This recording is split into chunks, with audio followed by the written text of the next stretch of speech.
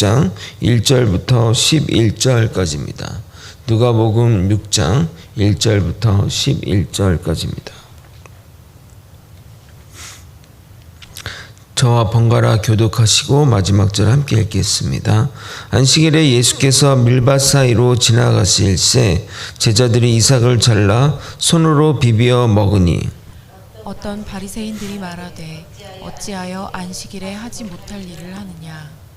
예수께서 대답하여 이르시되 다윗이 자기 및 자기와 함께한 자들이 시장할 때 한 일을 읽지 못하였느냐.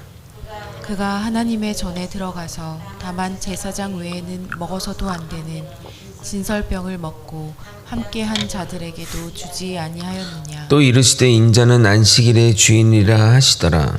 또 다른 안식일에 예수께서 회당에 들어가사 가르치실새 거기 오른손 마른 사람이 있는지라. 서기관과 바리새인들이 예수를 고발할 증거를 찾으려 하여 안식일에 병을 고치시는가 엿보니 예수께서 그들의 생각을 아시고 손 마른 사람에게 이르시되 일어나 한 가운데 서라 하시니 그가 일어나 서거늘. 예수께서 그들에게 이르시되 내가 너희에게 묻노니 안식일에 선을 행하는 것과 악을 행하는 것, 생명을 구하는 것과 죽이는 것 어느 것이 옳으냐 하시며 우리를 둘러보시고 그 사람에게 이르시되 내 손을 내밀라 하시니 그가 그리하매 그 손이 회복된지라. 함께 읽겠습니다. 그들은 노기가 가득하여 예수를 어떻게 할까 하고 서로 의논하니라. 아멘. 우리는 출애굽기를 보면서 하나님이 안식일을 강력하게 지키기를 원한다는 것을 강조하는 것을 보았습니다. 하나님이 이렇게 안식일 규례를 강조하는 이유는 그 인간들을 위해서 특히 사회적 약자와 소외된 자들을 위한 것이었습니다. 이렇게 여인이나 또 어린아이 또 노예 이런 자들은 사회적 보호가 필요한 존재들입니다. 그래서 하나님은 안식일의 규례를 정하고 강력하게 지키라고 강조하신 겁니다. 그러나 시간이 흘러 그 의미가 퇴색이 되고 결국 껍데기만 남아 규례가 오히려 사람을 옥죄고 죽이는 그런 상황이 벌어진 것입니다. 이런 일들은 우리 주변에도 있습니다. 실제 있었던 일을 소개해드리면 교단마다 조금 색깔이 다른데 부산을 중심으로 한 교단 소속 교회에서 한 목회자가 주일날 성도랑 카페에서 커피를 마신 일이 있었고 그 교회 장로님이 그것을 보게 되었습니다. 여러분 대부분 그게 뭔 대수냐라고 생각할지 모르지만 그 일로 인해 그 목회자는 사임을 해야 했습니다. 주일날 돈을 썼다는 이유 때문에 말입니다. 그리 오래되지 않은 일입니다. 여러분의 생각은 어떠십니까? 사실 이 안식일에 대한 논쟁과 같은 일들이 지금도 교회 안에 자주 일어나는 상황입니다. 어제 읽은 새 포도주와 또 묵은 포도주의 비유처럼 항상 이렇게 전통과 새로운 것이 만날 때 충돌이 일어나게 됩니다. 전통이 무조건 잘못됐다는 것도 아니고 그리고 새로운 것이 무조건 맞다는 것도 아닙니다. 전통은 전통으로서의 가치가 있고 새로운 것은 새로운 것으로서의 가치와 의미가 다 있는 겁니다. 이러한 논쟁 가운데 우리는 어떠한 선택을 해야 될지 우리는 예수님의 하신 일들을 통해서 해안을 가질 수 있습니다. 예수님은 오늘 논쟁에 명확한 답을 제시해 줍니다. 우리가 나중에 이런 일들로 고민하게 될 때 이 기준, 이 율법의 그 예수님이 하신 그 기준을 따라 판단하면 좋을 것 같습니다. 오늘 본문을 통해 논쟁의 핵심이 무엇인지 살펴보고 결국 예수님의 마음이 무엇을 향하는지 생각해보는 시간이 되길 소망합니다. 우리가 성경을 읽으면서 전혀 생각하지 못한 부분일 텐데 여러분 예수님과 그 제자들이 이렇게 선교 여행을 하고 계실 때 그 이곳저곳 다니시면서 어떻게 식사를 해결했을 것 같습니까?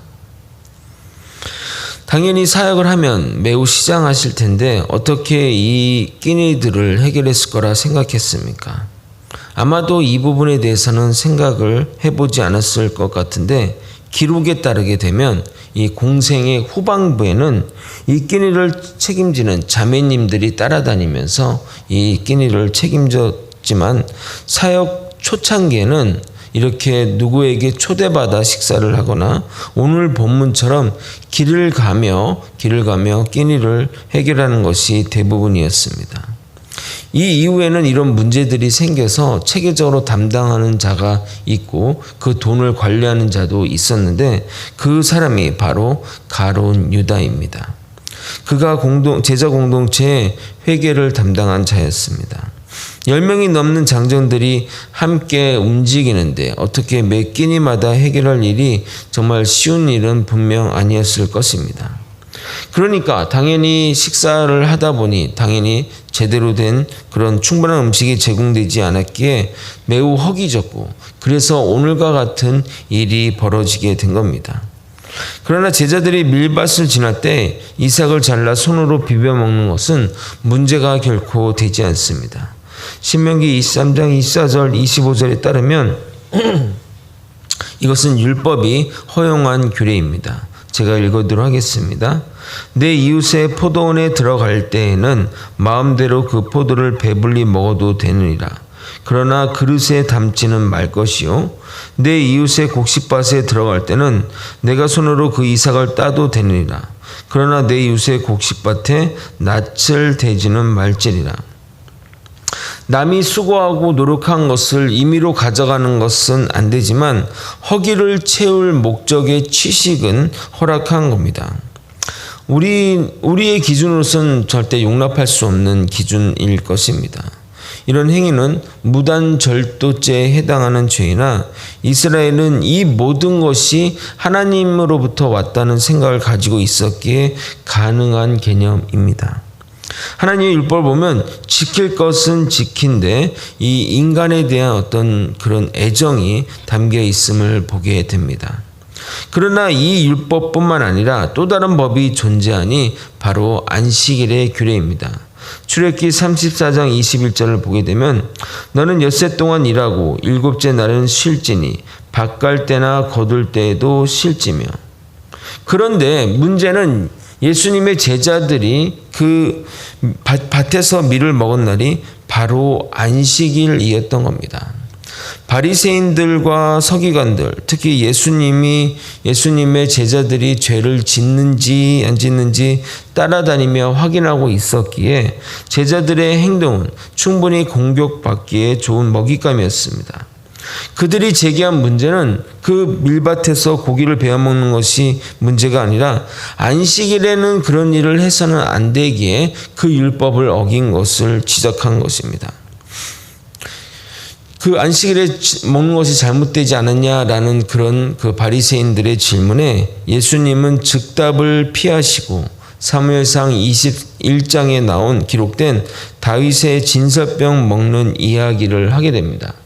사울을 피해 도피하던 중 높당에 있는 장막에 갔고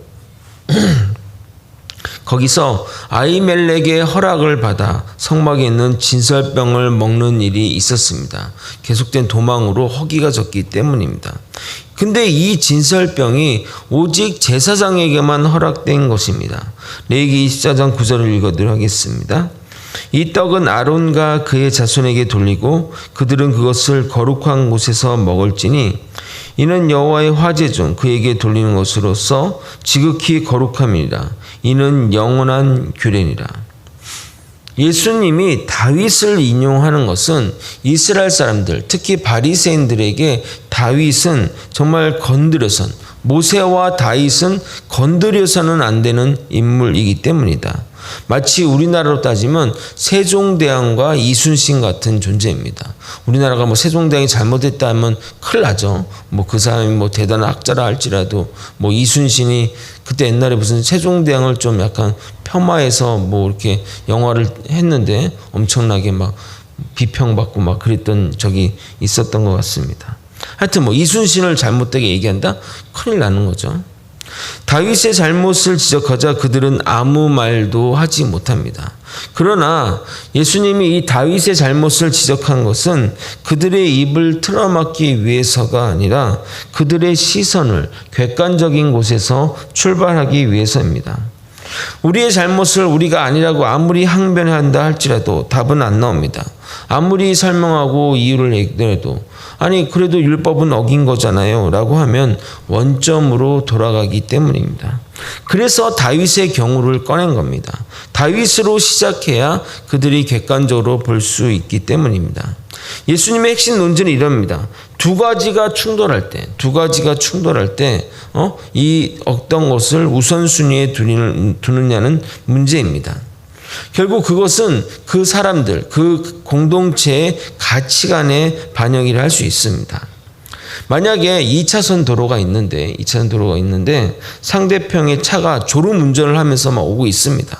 졸음운전을 하고 있습니다. 근데 이쪽에 신호등이 파란불이 돼서 이제 저 애들이 막 이제 건너가고 있어요. 여러분 저쪽에 차가 오고 있고 애들은 신호등에 건너가고 있어요.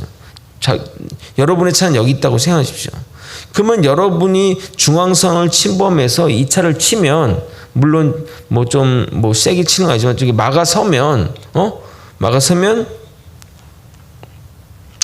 차도 좀 부서지고 자기는 교통법규를 위반하는 경우가 되는데 만약 내가 이것을 무시한다고 하면 이 졸음운전자가 아이들을 치고 다치거나 위험할 수 있습니다. 여러분은 이때 어떤 결정을 하시겠습니까? 어떤 결정을 하시겠어요? 중앙선을 침범하는 것은 교통법규를 위반하는 것이니 하면 안 된다라고 해서 그냥 지나가면 사고가 나는 것이고 중앙선을 침범하여 교통법규를 어길지라도 아이를 살리는 것이 더 중요하면 사고를 낼 것입니다. 그렇지 않겠습니까? 가치관의 어떤 생각들이 짧은 시간에 이제 결정해야 될 문제니까 자신의 평소에 생각했던 그 가치관이 나오겠죠. 여러분 어떻게 할 것 같습니까? 저는 박을 것 같아요. 아이들을 살리기 위해서. 예수님이라면 어떻게 하셨을 것 같습니까? 예수님의 기준은 명확합니다. 철저히 사람 중심입니다. 사람을 살리고 세우고 일으키는 일에 집중되어 있습니다. 누가복음에는 그냥 사람이 안식일의 주인이다라고 표현되어 있지만 마가복음에는 정확하게 이렇게 기록되어 있습니다. 마가복음 2장 27절을 읽어드리도록 하겠습니다. 또 이르시되 안식일이 사람을 위하여 있는 것이요 사람이 안식일을 위하여 있는 것이 아니니. 안식일이 존재하는 이유가 사람을 위하여 있는 겁니다. 안식일은 하나님을 위해서 있는 것도 아닙니다. 하나님이 쉼을 허락한 것은 철저하게 인간을 위해서입니다. 안식일에 곡식을 빼지 말라고 한 규정도 다시 한번 보도록 하겠습니다. 출애굽기 34장 21절입니다. 너는 엿새 동안 일하고 일곱째 날은 쉴지니 밭갈 때나 거둘 때에도 쉴지며. 여러분 밭갈 때와 거둘 때가 농사 기간 중 어떤 때죠? 가장 바쁜 때죠. 응? 가장 바쁜 때에 일지라도 쉬라고 얘기를 하고 있습니다. 그때는 막 일손이 딸리고 막 급하니까 막 며칠이 걸리고 막 또 늦으면 또 잘못되니까 막 하지 않습니까? 그러므로 그 일 가운데 쉬라는 것은 누구를 생각하며 하는 명령이라고 생각합니까? 하나님이 이렇게 명령하는 이유는 첫 번째는 인간을 위해서입니다. 돈 벌 욕심에 계속 쉬지 말고 일해서 병이나 탈나지 말고 쉼을 통해 몸을 보존하는 명령입니다. 더불어 그 당시는 노예제도가 있던 시절이기 때문에 노예들을 보호하기 위해서 그렇게 하는 겁니다. 주인은 쉬어도 노예는 쉬지 못하기 때문입니다. 그런데 이 정신은 사라지고 형식만 남아 오히려 그런 것들로 사람을 정죄하고 옥죄고 있으니 하나님이신 예수님의 입장에서는 얼마나 황당하겠습니까? 여러분 예루살렘에 성지순례를 가게 되면 안식일쯤 되면 호텔마다 사람이 버글버글합니다. 저는 이제 무슨 단체 관람객이 온 줄 알았는데 가이드를 통해서 들은 내용은 이렇습니다. 안식일에 일을 하지 말라는 법 때문에 일을 안 하기 위해서 호텔에서 식사를 한다는 겁니다. 밥을 하는 것도 안 되니까. 근데 호텔 사람들은 아랍 사람들이어서 그들에게는 안식일이 문제가 안 된다고 합니다. 그러니까 안식일에도 일하는 업종, 그때 뭐 운전수나 그 도시가 또 운행이 돼야 되잖아요. 그러니까 운전수나 뭐 요리사나 필수적인 임무들은 또 아랍 사람들이 담당합니다. 그러니까 아이러니하게 이제 이스라엘 보게 되면 참 재미난 게 아이러니하게 이스라엘은 선민 공동체고 또 이스라엘 사람들이 중심으로 이끌어 가는데 거기는 아랍 사람이 없으면 도시가 운영이 되지가 않아요. 왜냐하면 그런 일들을 해줘야 되기 때문에. 물론 그 사람들은 돈을 받고 하는 일이지만 본인들은 안식일에 철저히 하면서 다른 사람들은 상관없다 하는 것도 생각해보면 좀 불편한 부분입니다. 만약 안식일에 규례가 없었다면 노예들은 엄청 고생했을 것입니다. 지금도 그런데 말입니다. 그래서 안식일 규례를 정하신 겁니다. 그들이 율법을 정확히 지켜주고 있다면 그날은 그들도 쳐야 되는 겁니다. 왜냐하면 출애굽기 35장 2절은 좀 더 엄격하게 안식일 규례를 말씀하시기 때문입니다. 엿새 동안 일하고 일곱째 날은 너희들을 위한 거룩한 날이니 여호와께 엄숙한 안식일이라. 누구든지 이 날에 일하는 자는 죽일지니. 그러니까 누구든지 이 날에 일하는 사람 죽여야 되는 상황이니까 그 사람이 정말 중요하다는 의미입니다. 이어서 예수님은 다른 안식일에 회당에서 가르치고 있었습니다. 그 자리에는 당연히 서기관과 바리새인이 있었는데 그들은 틈만 나면 예수님을 끌어내릴 구실을 찾고 있었습니다. 그래서 그 예수님이 안식일에 사람을 고치는가라고 유심히 보기 시작했습니다. 예수님의 행동을 유심히 지켜보아온 결과 예수님은 이 안식일에 사람을 고칠 것이 분명하니, 그러니까 회당에서 말씀을 전하고 나면 사람들이 쭉 몰려 있어요. 이제 병 고칠 사람들이 이제 말씀 끝나면 가서 이제 우리도 그러잖아요. 옛날에는 뭐 이렇게 초창기 기독교 때는 뭐 목사님 또 유명한 치유 목사님 설교가 나오면 또 줄 서서 이제 안수기도 받으러 하는 것처럼 또 그런 상황인 거죠. 예수님이 오셨으니까 막 이제 안수 받고 뭐 나야 되지. 그래서 분명하니 그거를 빌미 삼아 안식일에는 일을 하지 말니까 병 고치는 것도 일이다라고 생각해서 그걸 트집 잡고자 유심히 지켜보고 있는 겁니다. 그런데 이제 예수님은 그들의 마음을 안 거죠. 저들이 지금 무슨 생각하고 있는지 그러면 참 재밌을 것 같아요. 이렇게 여러분들이 설교 중에 무슨 생각하는지 이렇게 알면은 제가 집사님, 권사님, 밭에 콩나물 때문에 걱정하세요? 걱정 마세요. 지금 뭐 잘 될 겁니다. 아이고, 저기 집에 어디 걱정하십니까? 지금 잘 될 거예요. 이렇게 재밌지 않겠습니까? 하여튼, 예수님은 그들의 마음을 딱 아시고 그 회당 안에 손 마른 사람을 일으켜 세웁니다. 예수님은 그들의 도전을 회피하지 않고 적극적으로 선포를 합니다. 그래서 그 사람을 일으켜 세우고 가운데로 오라고 해서 세우시는 겁니다. 8절을 한번 같이 한번 읽어볼까요? 8절, 오늘 본문의 8절 읽겠습니다. 시작.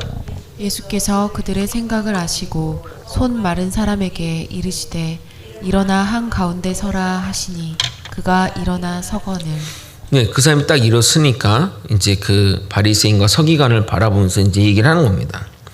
안식일에 선을 행하는 것과 악을 행하는 것과 생명을 구하는 것과 죽이는 것 중에 어떤 일이 옳으냐라고 물어보게 됩니다. 예수께서 그들에게 이르시되 내가 너희에게 묻노니 안식일에 선을 행하는 것과 악을 행하는 것, 생명을 구하는 것과 죽이는 것 어느 것이 옳으냐라고 하시며, 병행 본문인 마태복음에는 예수님이 예화까지 들어서 얘기합니다.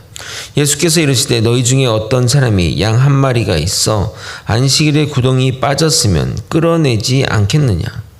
예, 끌어내야죠. 당연히 양이 떨었는데. 근데 안식일에 일을 하지 말라는 이유로 일을 안 할 사람이 누가 있겠냐 이 말입니다. 이득을 위해서는 하겠죠.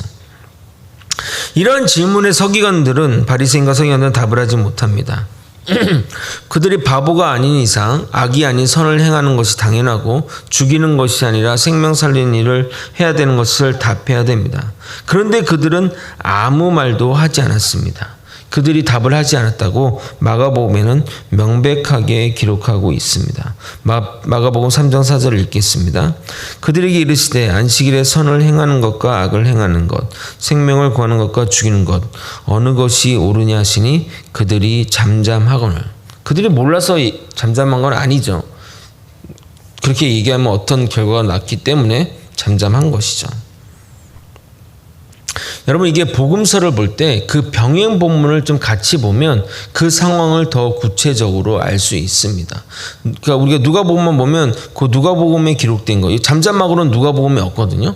그러니까 묻기만 하고 답은 한 게 없는데 이렇게 그 관련된 병행 본문을 보면 이 상황이 어떻게 된 거구나라는 것을 구체적으로 알 수 있습니다. 예수님은 그들이 무엇이 정답이며 진리인지 알면서도 자신의 유익을 위해, 자신의 어떤 목적을 위해 입을 닫는 그들의 완악함을 보시고 화를 내십니다. 그리고 나서 손 마른 자를 고칩니다. 화를 내는 장면도 또 누가복음에는 또 없어요. 마가복음 3장 5절을 읽겠습니다.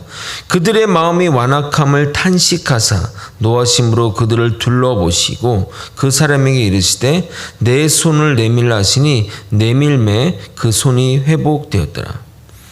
결국 예수님의 관심은 사람이었습니다. 사람을 살리는 일에 안식일이고 유월절이고 어떤 명절도 중요하지 않았습니다.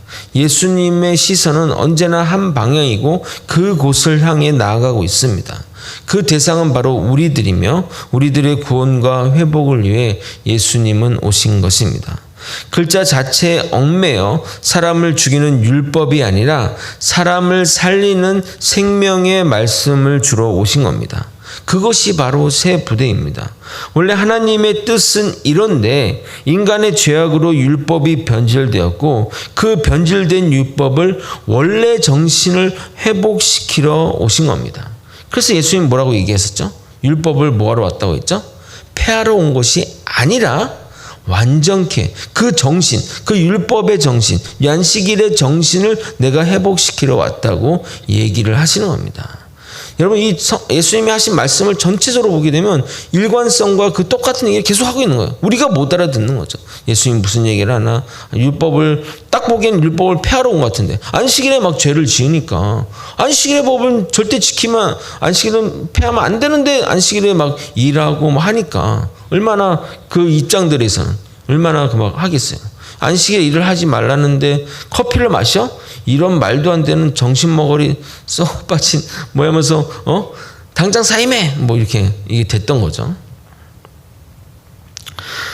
원래 하나님의 뜻은 여러분 부흥이라는 단어를 아십니까? 부흥? 우리가 부흥하면 어떤 이미지를 가지고 있어요? 사람들이 막 늘어나고 막 버글버글하고 부흥이라고 얘기를 하잖아요. 근데 부흥의 뜻은 그게 아니에요. 영어로 얘기하면 리바이벌이라고 해서 다시 생명이 솟아나는 것, 다시 원래대로 돌아가는 것, 원래 원초적인 것으로 돌아가는 것을 부흥이라고 합니다. 그래서 과거에 있던 그 정신으로 돌아가는 것이 바로 부흥인 거죠. 우리의 이 율법의 기본 정신, 안식일의 기본 정신으로 돌아가는 게 바로 부흥인 것입니다. 반면 바리새인들은 사람들이 예수님을 향해 열광하는 것이 못마땅했습니다. 왜냐하면 나름대로 바리새인들은 이 당시에 존경받는 그룹이었습니다. 근데 자신을 향하던 이 존경의 빛이 사라지고 예수님께로 나아가니까 얼마나 그들의 예수님에 대해서 질투하고 시기심이 났겠습니까? 그리고 더불어 그들은 예수님 때문에 회당에서 공개적으로 망신을 당했습니다. 사람들이 자신들을 향해 보는 시선이 곱지 않음을 느낍니다. 웬 시비냐며 지금 이제 고치러 왔는데 이 사람들 다 고쳐야 되는데 지금 뭐 하자는 거냐 라고 하며 그냥 입이나 닫으라는 그런 분위기입니다. 결국 그들은 예수님을 죽이는 길로 나아가게 됩니다. 누가복음에는 그렇게 표현되지 않았지만 마태복음엔 명확하게 설명되어 있습니다. 누가복음 6장 11절입니다. 그들은 노기가 가득하여 예수를 어떻게 할까 하고 서로 의논하거나. 마태복음 12장 14절입니다. 바리새인들이 나가서 어떻게 하며 예수를 죽일까 의논하거나. 여러분 정말 놀랍지 않습니까? 진리를 선포했는데 진짜를 선포했는데 죽이려고 했다는 겁니다. 가짜를 선포하고 잘못된 걸 얘기한 게 아니라 진리를 선포하고 생명의 길을 제시했는데 사람들이 죽이려고 한다는 거죠. 자기가 받는 피해, 자기가 이런 것 때문에 사람은 충분히 그럴 수 있다는 겁니다. 우리들도 참 조심해야 됩니다. 내가 가지고 있는 어떤 기득권 또는 내가 가지고 있는 어떤 이런 것들 때문에 예수님을 죽음으로 몰 수가 있다는 거죠. 예수님을 누가 죽였습니까? 우리가 죽였습니다. 말씀을 정리하겠습니다.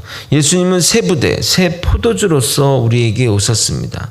내용은 사라지고 형식만 남은 율법의 조문에 생명을 부여하셨습니다. 그래서 죽이는 율법이 아니라 영을 살리는 길로 나아가십니다. 고린도서 3장 6절에 이렇게 얘기합니다. 그가 또한 우리를 새 언약의 일꾼되게 만족하게 하셨으니 율법 조문으로 하지 아니하고 오직 영으로 함이니 율법 조문은 죽이는 것이요 영은 살리는 것이라. 이것에 대한 이제 나중에 대해 깊은 설명을 하는데 율법이 죽이는 건 아니에요. 지금 잘못된 율법이 죽이는 것이지 율법 이렇게 하면 율법이 잘못된 거네, 율법은 안 좋은 거네 이렇게 생각할 수 있는데 그 내용이 아니라는 겁니다. 율법 조문을 이제 문자적으로만 그냥 그렇게 의미 없이 그냥 정신이 없이 껍데기만 하는 것들이 죽이는 것이죠. 근데 율법은 좋은 것입니다. 나중에 이 부분을 좀 다시 좀 다루도록 하겠습니다. 이처럼 예수님의 관심과 시선은 오직 사람에게 있었습니다. 그래서 안식일의 논쟁 가운데 사람을 살리는 길로 나아섰고 안식일에 사람을 고친 일도 반대자들의 반대도 불구하고 거침없이 사람을 살리는 길로 나아간 것입니다. 만약 예수님이 사람이라면 그렇게 하지 않았겠죠. 타협했겠죠. 타협했겠죠. 그런 거 알면은 그때 안 하고 나가서 몰래 하거나 뭐 이런 식의 행동을 했을 겁니다. 예수님이 이 땅에 오신 이유도 동일합니다. 십자가에 달리사 우리의 죄를 사하시고 우리를 구원하시기 위해서 예수님은 오셨습니다. 사람은 살리고 본인은 대신 죽으려고 오신 겁니다. 목적이 그리하기에 사역의 방향도 그 방향으로 나아가는 겁니다. 그래서 제가 항상 강조하는 건 우리의 목적이 중요한 겁니다. 목적이 그러면 사역의 방향도 그 목적에 따라 나아가야 되는 겁니다. 주님이 걸어가신 길을 따라 우리도 사람 살리는 길로 나아가길 예수님의 이름으로 소망합니다. 기도하시겠습니다. 하나님 아버지, 하나님의 말씀 가운데 우리가 무엇을 선택하고 결정할지 고민될 때마다 예수님이 제시한 길을 기준으로 아버지 판단하고 선택할 수 있게 도와주시옵소서. 우리의 선택의 방향은 사람 살리는 것입니다. 사람을 세우고 살리는 길로 나아갈 때 하나님이 함께 역사하시고 놀라운 일들을 우리와 함께 이뤄나갈 걸 믿습니다. 거제의 소망교회도 정말 모든 일 가운데 하나님의 영광을 위해 사람을 살리는 길로 나아갈 수 있도록 이끌어 주시옵소서. 한마음 한뜻으로 나아갈 때 하나님이 거제 소망교회의 놀라운 일들을 허락하실 줄 믿습니다. 주님 역사하여 주시옵소서. 사랑이 많으신 예수 그리스도 이름 받들어 기도 드렸나이다. 아멘. 주기도문으로 예배를 마치겠습니다. 하늘에 계신 우리 아버지여, 이름이 거룩히 여김을 받으시오며